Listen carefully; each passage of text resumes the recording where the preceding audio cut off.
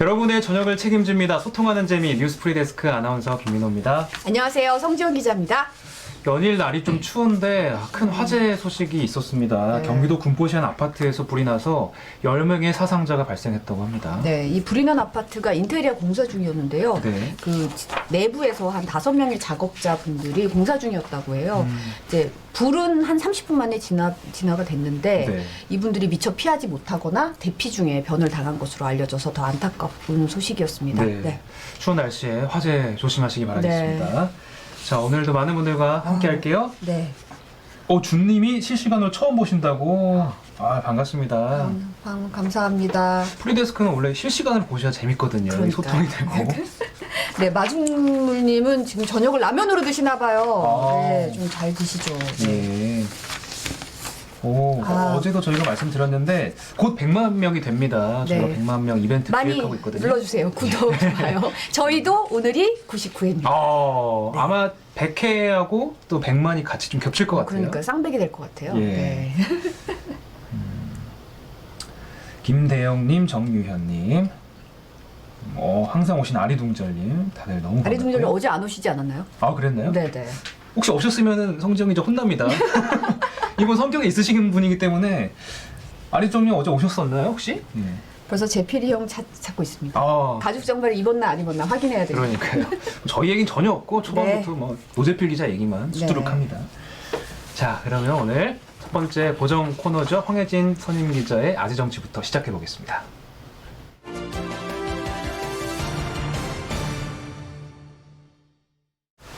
한 주간의 정치 현안 짚어보는 황혜진 선임 기자 아지정치 시작하겠습니다. 네, 어서 오세요. 네. 오늘 하루 종일 좀 완전 뜨거웠어요. 그러니까요. 윤석열 총장에 관한 스트레이트가 막 쏟아져서 저희도 좀 정신이 없었는데요.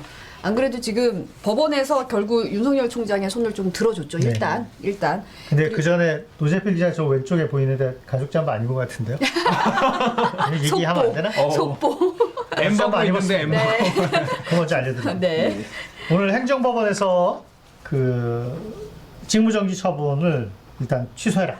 네. 그냥 쉽게 말해서 취소하고 결정이 나자마자 윤석열 검찰총장은 50분 만에 대검찰청에 출근 잠깐 했죠. 네, 네. 저희가 영상 준비했는데요. 출근 스케치 영상 잠깐 보고 얘기 나누시죠.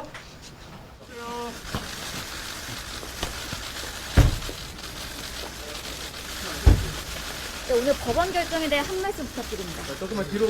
네, 이렇게 업무에 빨리 복귀할 수 있도록 신속한 결정을 내려주신 사법부에 감사드립니다. 검찰 구성원들에게 한 말씀 해주신다면 어떤 말씀 부탁드립니다. 우리 구성원보다도 모든 분들에게 대한민국의 공직자로서 헌법 정신과 법치주의를 지키기 위하여 최선을 다할 것을 약속드립니다. 출근해서 어떤 업무 하실 건가요? 다 봐야 될 것 같습니다. 고맙습니다. 수장관님한테 한 말씀 자, 네. 작심한 듯 기자들 앞에서 이제 헌법 정신과 준비한 멘트죠. 네. 헌법 정신, 뭐 법치주의, 공직자로서 네네. 법치주의 얘기하는데 늘 하는 말이죠. 자기는 헌법주의자고 법치주의에 충실한 사람이다라는 주장인데 그걸 이제 민주당 쪽이나 여권에서는 무슨 헌법주의자냐 검찰주의자지 뭐 검찰 지상주의자 이런 식으로 좀 이렇게 비판을 하는데요. 어쨌든 네네. 윤석열 총장, 검찰총장 저 발언은 자진 사퇴를 할 사람의 발언이 아니죠. 그렇죠. 물러날 생각이 네. 전혀 없어요. 그러니까 정세균 총리가 일각에서 뭐 지금 정확한 실체는 모르지만 동반 사퇴론 윤석열 검찰총장이 먼저 자진 사퇴하고 이어서 개각돼 추미애 장관도 사퇴하는 그런 안은 아마 저건 불가능하지 않나 지금으로서 그렇게 생각되고 오늘 법원이 그 윤석열 총장 쪽에 그 신청을 인용한 이유가 지금 직무정지, 직무배제가 사실상 해임이랑 똑같은 효과를 가져오기 때문에 네.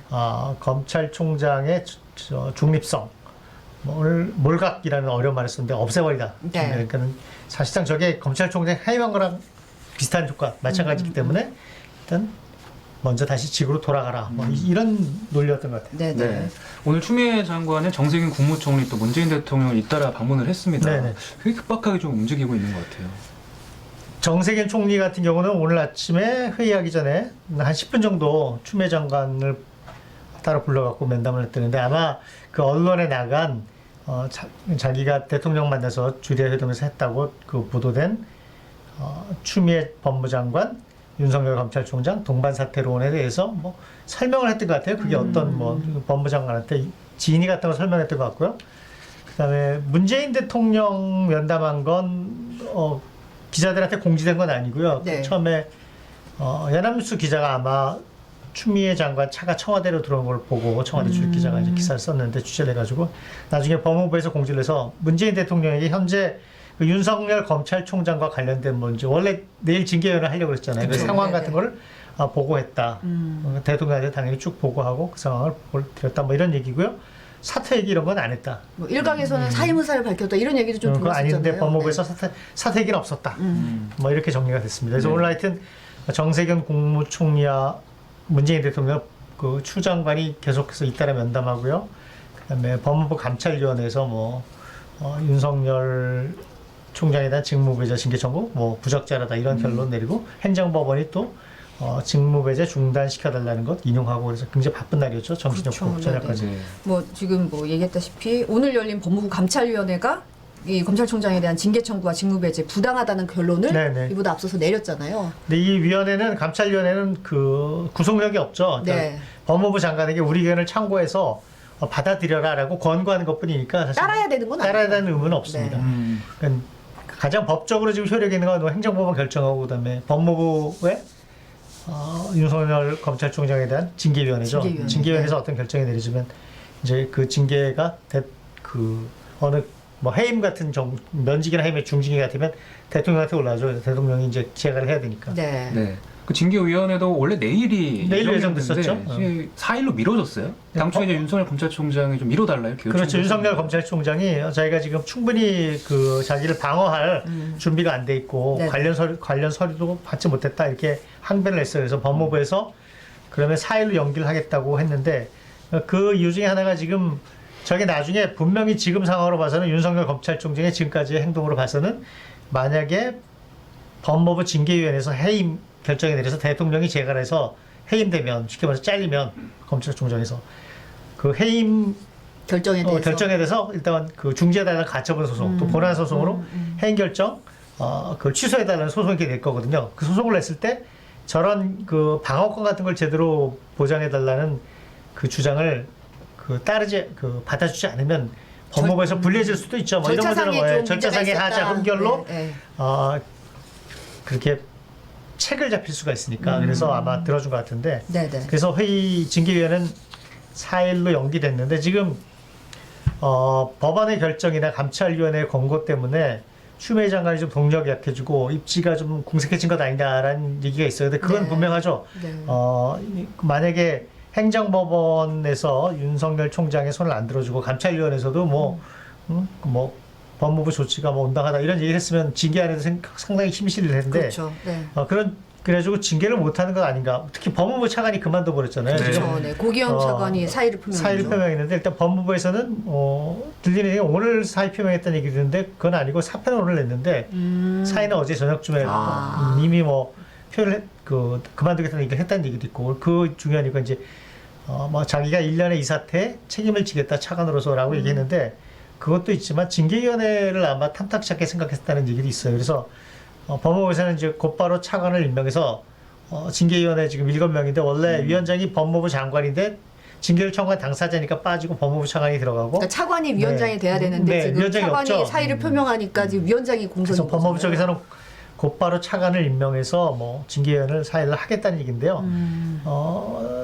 여권에서는 추미애 장관의 지금까지 끌어온 그런 스타일 그리고 추미애 장관의 그 개인적인 뭐 추진력. 성향이나 뭐 비난하는 사람은 너무 거칠고 막 밀어붙인다고 얘기하고 또 지지하는 사람들은 윤석열 같은 저런 독특하고 강골 캐릭터를 상대하는데 추미애 장관이니까 저 정도 하는 거지 뭐 이런 옹호하는 사람도 많잖아요. 그래서 그렇죠. 어쨌든 추미애 장관의 그런 스타일로 볼 때 징계할 거라는 의견이 다수입니다. 다수. 그리고 예를 들어서 또 오늘 그 행정법원에서 윤석열 총장의 그 직무정지 가처분 신청을 받아준 거는 직무정지가 일단 너무 큰 회복할 수 없는 손해를 입힐 가능성이 있기 때문에 해임에 준하는 거기 때문에 일단 받아준 거지만 그 뭐 직무정지의 원인 이런 거에 대해서는 얘기한 게 아니잖아요. 네네. 그 사유에 대해서는 판단하지 않았고 또 그 판단하는 소송이 아니었고 또한 그 감찰위원회 것도 권고에 불과하기 때문에 사실은 법적으로는 징계를 한데 아무 문제가 없죠. 그래서 아마도 징계를 계속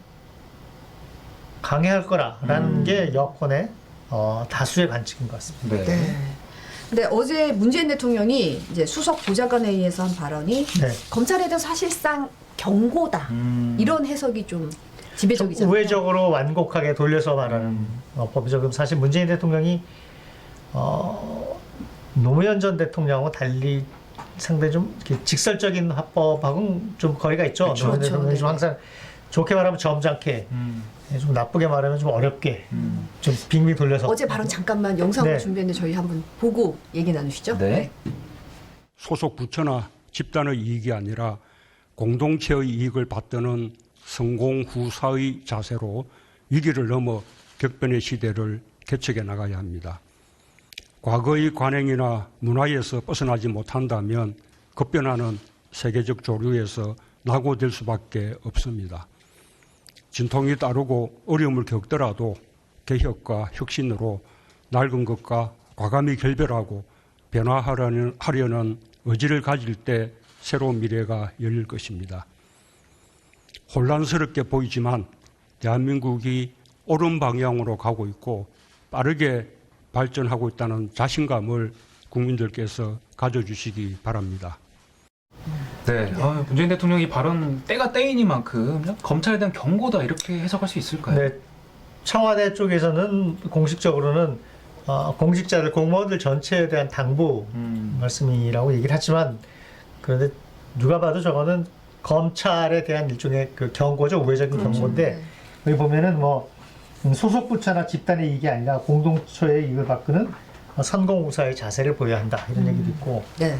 그다음에 뭐 하여튼 혼란스럽고 국민들이 걱정스럽겠지만 올바른 방향으로 가는 것이다라는 건데 문 대통령이 검찰의 개혁에 대해서 저는 경고한 거라고 보는 게 맞습니다. 그리고 네. 대부분 그렇게 해석을 하는데 문 대통령의 지금 그 입장이 사실은 어떻게 보면 좀 곤혹스러워요. 왜냐하면 윤석열 검찰총장을 가장 적극적으로 높게 평가해서 임명한 게 문 대통령이잖아요. 네. 임명권자죠. 지금 임명권자를 어떻게 보면 임기 전에 임명권자인 대통령 자신이 지금 해임을 제거해야 될 수도 있는 상황이 올 수도 있는데 상당히 곤혹스럽죠. 그리고 뭐 이렇게 모양새가 안 좋죠. 예쁜 모양이 아니죠. 네. 모양새가 안 좋은 상황인데 문재인 대통령이 대통령 되기 전에 쭉 뭐 노무현 정부에서 민정수석도 하고 비서실장도 하고 검찰개혁의 그 담당한 그 당사자고 그렇죠. 지켜보기도 네. 하고 그게 좌절되는 과정도 다 지켜보고 이제 그 여러 군데서 그 얘기를 하고 대통령 되시기 전에도 책에도 쓰고 그랬잖아요. 근데 검찰을 간섭하지 않으면 검찰을 놓아주면 검찰이 정치적 중립을 지키고 올바로 쓸 줄 알았는데 오히려 검찰 스스로 권력화가 돼서 검찰 자체의 권력을 지키기 위해서 괴물처럼 돼버렸다 이런 얘기도 하고 그러셨는데 근본적으로 지금 그 여권의 그 전반적인 생각 그리고 뭐 문재인 대통령은 본인은 직접적으로 표현은 안 했지만 어쨌든 윤석열 검찰총장과 그 검사들의 집단 행동이란 거는 검찰의 기득권, 검찰 권력을 지키는 데 방점이 있는 것이지 과연 대한민국의 어느 공무원 조직이 저렇게 집단 행동을 주기적으로 하고 저렇게 하나? 그 결과적으로 이제 이 뿌리 깊은 그렇죠. 검찰 개혁에 대한 반발이죠. 그리고 우리나라 검찰이 뭐 전 세계에 가장 많은 그 권한을 지닌 검찰이다 이런 얘기도 하는데 어찌됐건 네.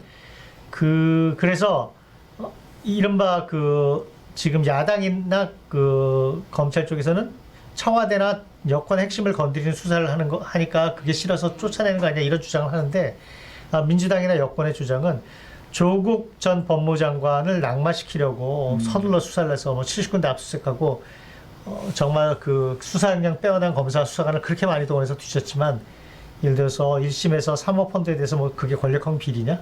하나도 나온 거 없지 않느냐. 지금 남은 게 표창장 이런 건데 위조했느냐 안 했느니 그것도 뭐 증거가 오염됐다는 주장도 있고 과연 그게 권력형 비리냐 그럼 그게 정치 비리냐. 두 번째 탈원전 정책 수사.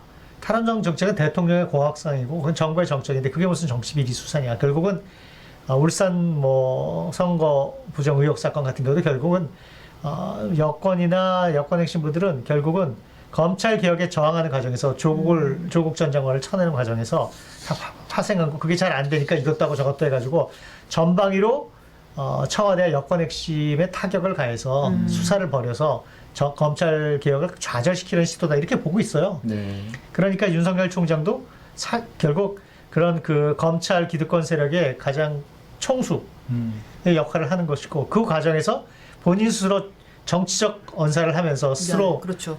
정치적 인물이 돼버리고 네. 그 야권의 대표처럼 됐는데 저렇게 정치화됐죠. 이제 본인이 그렇죠. 뭐 네. 자초한 것도 있다고 제가 말씀드렸지만 본인이 정치를 안 하겠다고 끊어버렸으면 될 일인데 그 발언을 안 해서 이렇게 일이 커졌잖아요. 그럼 그렇게 지금 현실 정치에 거의 실질적으로 가운데 들어와 있는 사람은 어떻게 총장을 시키냐라는 게 이제 그 여권, 민주당 그리고 이제 여권의 인식이니까 이 간격이 메워질 수가 없어요. 그리고 뭐 윤석열 총장과 이제 돌아설 수 없는 사이가 된 거죠. 그래서 그런저런 이유 때문에 여기까지 왔기 때문에 사실 추미애 장관도 돌아설 수가 없고 윤석열 아마 이제 그 청와대나 여당이나 뭐 이런 쪽에서는 계속 지금 자진 사퇴하라고 계속 여러 의원들이 발언을 하는데 윤석열 총장이 이 시점에라도 자진 사퇴하고 뭐 추미애 장관 공수처법이 통과돼서 검찰 개혁에 중요한 일들이 다 이루어지고 나면 추미애 장관이 자기가 큰 일을 다 했으니까 자연스럽게 뭐 물러나고 내각에서 빠져나가서 뭐 대통령 선거 전 대선에 뛰어들거나 뭐 정치 일정에 들어가는 뭐 그런 거를 바라고 있을 텐데 지금 윤석열 검찰총장 오늘 한 발언을 보면 전혀 생각이 없어 전혀 보이는데요. 자진 사퇴는 생각이 없어서 상당히 강대강으로 계속 가지 않을까 이런 생각이 듭니다. 윤석열 총장이 자진 사퇴하지 않는데 추미애 장관이 물러날 일이 없는 거고 사실. 그렇죠. 그래서 저 지금 정세균 총리가 무슨 생각으로 그런 말을 했는지 정확히 어떤 방법을 써서 예를 들어서 윤석열 총장이 먼저 물러나고 추 장관이 뭐 이렇게 공수처 입법 끝난 다음에 연말 개각 때 자연스럽게 뭐 물러나고 이런 생각을 했을 것 같은데 윤석열 총장을 어떤 식으로 물러나게 하려 했을까라는 게 참 궁금하잖아요. 그래서 네. 설득을 해야 되는데 윤석열 총장도 물러나려면 일종의 명분도 있고 테러도 있고 자기의 뭐랄까 명예도 좀 지키고 뭐 이런 거에 좀 보장이 돼 나갈 텐데 네. 과연 정세균 총리의 보관은 뭐였을까? 누가 윤석열 총장에게 나가라고 말할 수 있을까? 문재인 대통령일까? 총리일까? 문재인 대통령이나 그 총리가 그렇게 메시지를 주면 물러날까? 뭐 이런저런 궁금한 거 참 이렇게 아직도 퀘스천 마크인 게 많죠. 그런 네. 부분이 네. 있죠. 네, 네. 근데 뭐 민주당 일각에서나 강성 지지자들은 추미애 장관이 왜 물러나냐 이렇게 지금 굉장히 많아요. 반발이 네, 있다고 네. 그러니까 그러더라고요. 추미애 장관이 뭐 스타일이 거칠고 여러 가지 그 징계 결정이나 이런저런 과정에서 뭐 사실은 여권에도 불만이 많아요. 네. 추미애 장관 뭐 이렇게 처음에 국회의원 됐을 때부터 쭉 저도 지켜보고 취재했지만 아주 성격이 강하고 네. 뭐 이렇게 어떻게 말하면 고집이 무지하게 세다고 할 수도 있고 아니면 의지가 강하다고 할 수도 있고 그런 성격인데 비판하는 의견도 많았지만 너무 이렇게 좀 부드럽게 할 일도 강하게 해가지고 사태를 키운다 이런 비판도 많아요. 그거는 뭐 꼭 이번 일이 아니라 그 정치하는 과정에서 그런 얘기들 많이 들었는데 네. 그럼에도 불구하고 윤석열 총장을 어떻게 말하면 다룰 수 있는 사람은 추미애 장관밖에 없다. 추 장관이 아니면 누가 저렇게 했겠냐. 저 기가 드센 이런 상황에서 윤석열 총장도 보통 그렇죠. 인물은 아니죠, 사실. 엄청나게 기가 센 그렇죠. 사람 두 네, 사람이 네, 붙은 네, 거예요. 네, 네. 그러니까 그래서 추미애 장관이 왜 나가느냐. 윤석열 검찰총장이 결국 검찰 권력, 검찰 기득권 지키기 위해서 검찰 개혁에 저항하고 그런 검찰 기득권 세력의 수장으로 자기가 지금 행동했기 때문에 이런 일이 생긴 거 아니냐. 그러면서 스스로 정치인이 된 거 아니냐. 추미애 장관이 뭐 잘못했냐. 이런 그 강경 지지자들 혹은 추미애 장관을 옹호하는 그리고 추미애 장관이 나가서는 안 된다고 생각하는 그 주장하는 민주당 지지자들도 굉장히 많죠. 네. 야당 반응은 어떤가요? 뭐 국민의힘은 문재인 대통령 발언에 진짜 뭐 속내가 따로 있다, 뭐 이런 주장이 좀 주장도 있던데. 있고 그런데 자 이제 계속 문 대통령한테 국민의힘이 요구하는 거는 확실히 얘기해 주세요. 윤석열 미용은 나가라고 말씀하세요. 아니면 불러다가 내보내시든지 왜 자꾸 추미애 장관이 저러고 있는데 가만히 계십니까? 그런데 이제 오늘 어제 하여튼 그 일종의 답변 비슷하게 입장을 얘기했잖아요. 네네. 검찰 개혁을 해야 된다. 그리고 저것도 추 장관의 방향에 힘을 실어준 거잖아요. 직무정지 했을 때도 그 듣고서 아무 말 안 했던 것도 사실상 지금 그런 그 일련의 문재인 대통령의 쭉 최근에 그런 행보로 봤을 때는 추미애 장관의 그 하는 방향이 옳다고 지금 사실은 밀어주고 있는 거예요. 직접적으로 그렇죠. 강하게 말은 네, 안 네, 하지만 네. 대통령이. 그런데 옛날에 이제 그런 일 있었잖아요. 노무현 대통령 초기에 검사들과의 대화할 때 그렇죠. 노 대통령이 한참 전이지만 벌써 거의 20여 년이 다 돼가는데 그러네요, 벌써. 네, 세월이. 그래서 저도 젊은 기자일 때 그 노 대통령이 제가 지금 검찰 지도부를 믿지 않습니다. 신임하지 않습니다. 그러니까 그러고서 곧바로 검찰총장이 사표냈잖아요. 네. 그때처럼 직설적으로 말씀을 하셔라 대통령이 윤석열 총장이 대한 신임을 거둬들였거나 이렇으면 야당 그리고서 책임도 문재인 대통령이 지세요 이런 얘기잖아요. 근데 국민의힘 주장은 그렇게 하면 이제 대통령을 총책임자로 공격하는 거죠. 그렇죠. 네. 본인이 임명해놓고 본인이 자르면서 검찰총장 임기도 보장 안 하고 검찰의 중립성을 훼손했다 이런 식으로 공격할 수 있는 건데 네, 일종의 그, 그런 네, 덫이죠 덫. 네. 그리고 지금도 계속 문 대통령 책임지고 추미애 장관 잘라라 뭐 이런 식인 건데 그러면서 계속 이게 또 하나의 프레임은 청와대에 대한 뭐 원전 관련 수사, 울산 그 선거 의혹 관련 수사, 다 그거 막으려고 하는 검찰총장 자르는 것 아닌가 이런 건데 하여튼 그건 야당 주장인데 네, 어찌됐건 그렇죠. 네.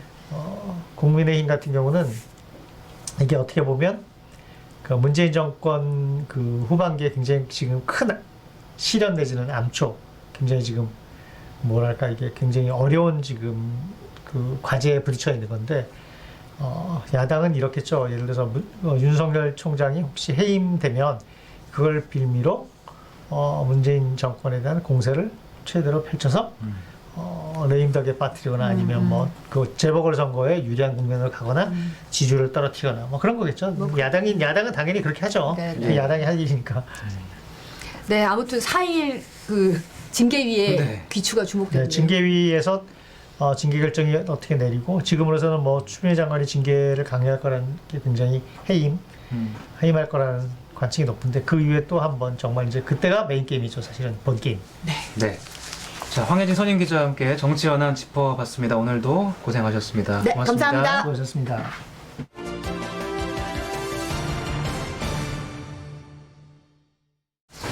네, 큐시트 산책 노재필 기자입니다. 반갑습니다. 아까 스포에 아재 스포라고 가족 점퍼는 하셨는데 이제 포기하신 건가요? 아니 입어야죠 또. 아껴두고 계신 약간의 거군요. 밀당 네. 계속 입으면 또 그러니까 살짝 네. 지금 가죽 잠바 관리는 어떻게 해야 되는 거예요? 그 크림 같은 거 발라서 크림을 발라서 이렇게 강을 내줘야 되는 네. 거예요? 아. 근데 뭐 동묘에서 산 건데 굳이 관리까지 할 필요가 있을까요? 아 그래도 분명 무시하지 마세요.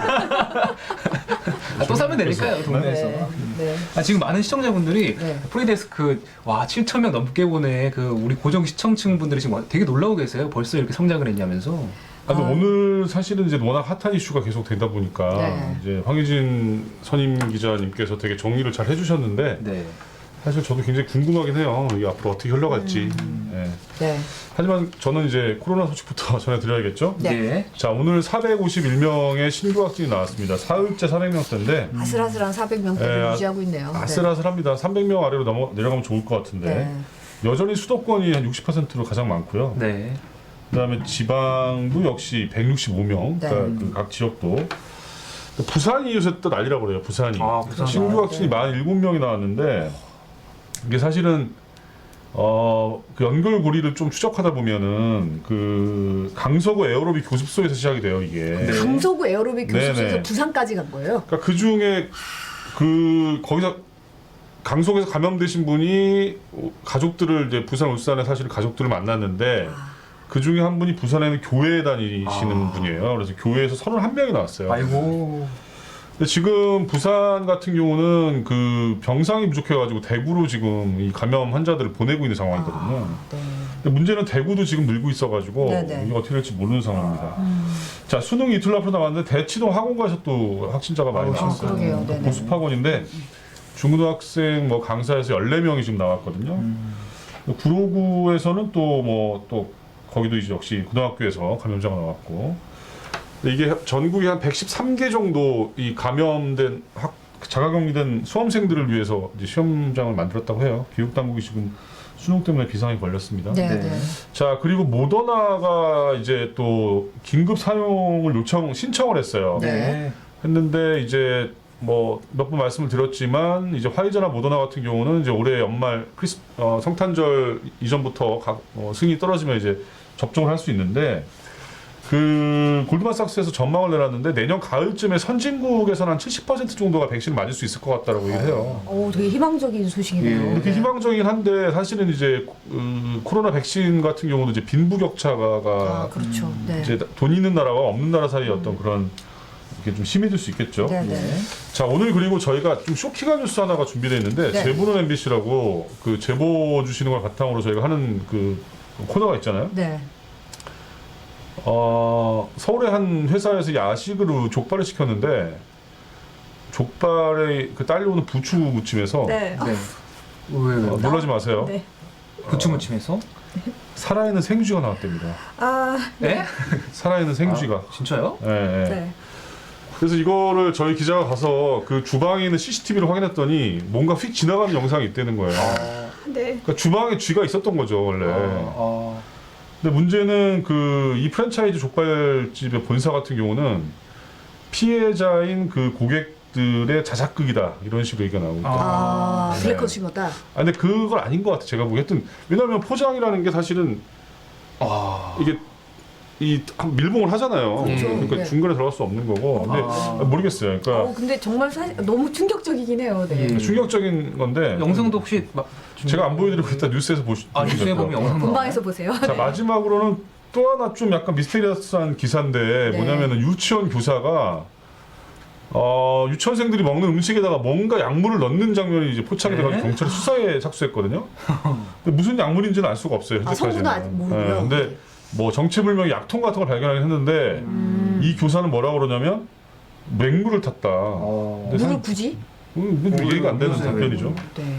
일단 이 뉴스도 저희가 준비했는데 한번 보십시오. 약간 오늘 퀴즈트는 약간 좀 뭐랄까 엽기적인 미스테리하네요. 뉴스가 네. 좀 있습니다. 네. 그만큼 좀 뉴스를 꼭 시청해야겠다는 생각이 듭니다.